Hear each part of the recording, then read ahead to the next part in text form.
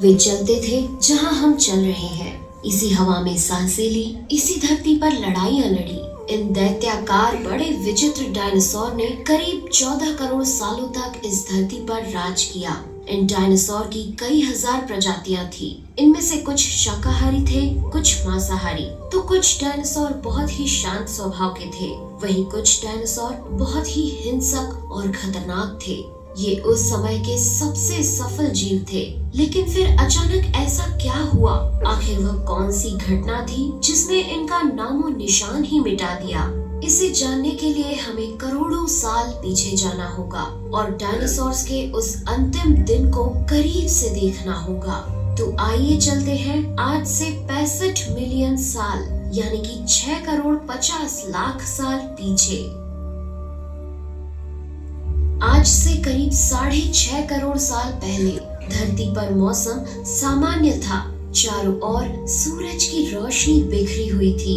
लंबे लंबे पेड़ों से टकराती समुद्र की ठंडी हवाएं और चारों तरफ डायनासोर के चिल्लाने चिंघाड़ने की आवाजें। जब ये सारी डायनासोर प्रजाति बड़े ही आराम से धरती पर अपना जीवन बिता रही थी, तब 10 करोड़ साल पहले ही इनकी किस्मत लिखी जा चुकी थी। 10 करोड़ साल पहले एक छोटा एस्टेरॉयड का टुकड़ा जो सुदूर अंतरिक्ष से आ रहा था, वह पृथ्वी से लगभग 20 करोड़ मील दूर मंगल और बृहस्पति के बीच बने क्षुद्र ग्रह बेल्ट में घूम रहे एक बड़े एस्टेरॉयड से जा टकराता है। इस टकराव से उस बड़े एस्टेरॉयड की दिशा बदल जाती है और वह क्षुद्र ग्रह बेल्ट से निकलकर सीधे पृथ्वी की ओर 22,000 मील प्रति घंटे की रफ्तार से बढ़ने लगता है। जब यह एस्टेरॉयड पृथ्वी से 3,84,000 किलोमीटर की दूरी पर था, तब धरती से शायद डायनासोर का अंत ना होता यदि यह एस्टेरॉयड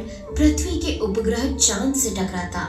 लेकिन नियति को कुछ और ही मंजूर था, इसलिए ये बड़ा एस्टेरॉयड चांद के बहुत नजदीक से गुजर गया।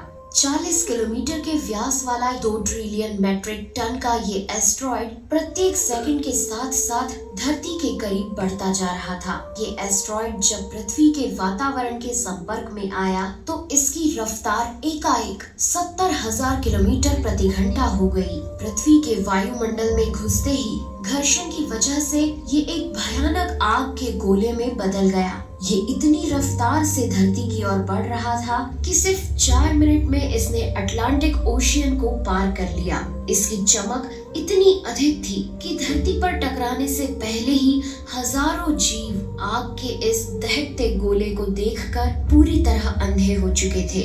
ये जीव उस उल्का को देख नहीं पा रहे थे, लेकिन वह उसकी भयानक गर्मी को महसूस कर रहे थे। कुछ ही क्षण में ये एस्टेरॉयड मेक्सिको की खाड़ी के पास जमीन से टकराता है और लगभग 35,000 डिग्री सेल्सियस की ऊर्जा वाला एक भयंकर विस्फोट होता है। इस टकराव का विस्फोट लगभग 10 हाइड्रोजन बम के विस्फोट के बराबर था। ये विस्फोट इतना शक्तिशाली था कि इसके टकराते ही धरती की लाखों टन धातु अंतरिक्ष में चली गई। टकराव वाली जगह पर 180 किलोमीटर चौड़ा और 20 किलोमीटर गहरा गड्ढा बन गया। विस्फोट के कारण इस गड्ढे का सारा मेटल और पत्थर आसमान में धूल के बड़े बादल में बदल गए। 16 मिनट 40 सेकंड बाद जमीनी टकराव की वजह से धरती के अंदर चारों ओर 11.1 तीव्रता की भूकंपीय तरंगे उठने लगी। इस वजह से समुद्र में विशालकाय लहरों का निर्माण हुआ और एक के बाद एक सुनामी की लहरें चारों तरफ बढ़ने लगी। भूकंपीय तरंगों ने सभी सक्रिय ज्वालामुखियों को दहका दिया, जिसके कारण जगह जगह डायनासोर का विनाश शुरू हो गया। धरती के महाविनाश की प्रक्रिया आरंभ हो चुकी थी। इस भयानक विस्फोट में रेडिएशन की मात्रा इतनी बढ़ गई कि इसके 800 किलोमीटर के दायरे में आने वाले सभी जीव जलकर पूरी तरह राख के ढेर में बदल गए थे।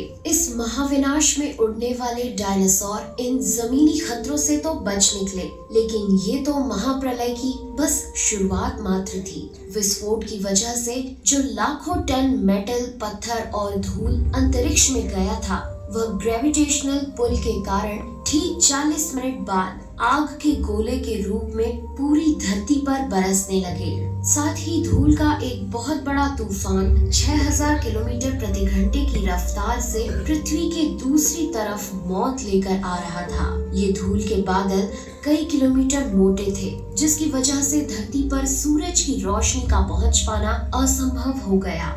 गर्म हवाओं का तापमान 100 डिग्री सेल्सियस से ज्यादा हो जाने के कारण धरती पर पेड़ पौधों की लगभग सारी आबादी जलकर खाक हो गई थी। विस्फोट के 90 मिनट बाद धरती का तापमान 200 डिग्री सेल्सियस तक बढ़ गया। इसकी वजह से जो डायनासोर विस्फोट के इलाके से कोसों मील दूर थे, वे भी इस गर्मी से बच नहीं पाए। इस महाप्रलय से धरती की कुल 90% प्रजाति पूरी तरह खत्म हो गई थी और जो 10% जीव धरती पर बच गए थे, उनमें से भी सिर्फ वही जीव जिंदा रह सके जिनका वजन 30 किलोग्राम से कम था। इसका कारण ये था कि इस महाप्रलय में लाखों की संख्या में जीव मारे जा चुके थे और पेड़ पौधों की सारी आबादी भी जलकर राख हो चुकी थी, जिसके चलते यहाँ जो बड़े और विशालकाय जीव जीवित बच गए थे, उन्हें भरपूर मात्रा में खाना पीना ना मिल सका। लेकिन ये महाप्रलय किसी अन्य जीव के लिए फायदेमंद साबित होने वाला था। धरती पर डायनासोर का अंत एक छोटी प्रजाति के लिए सुनहरा अवसर लेकर आया और वह प्रजाति थी